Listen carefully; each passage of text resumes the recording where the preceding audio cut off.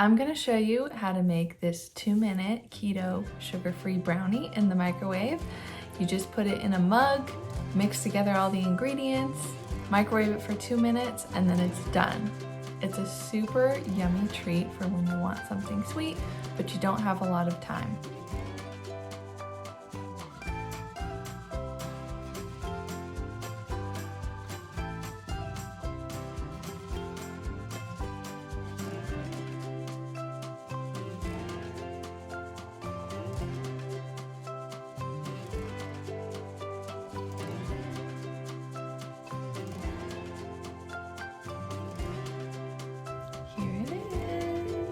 Put a little peanut butter on top.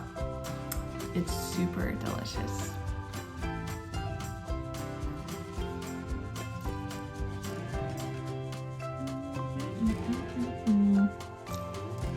So yummy.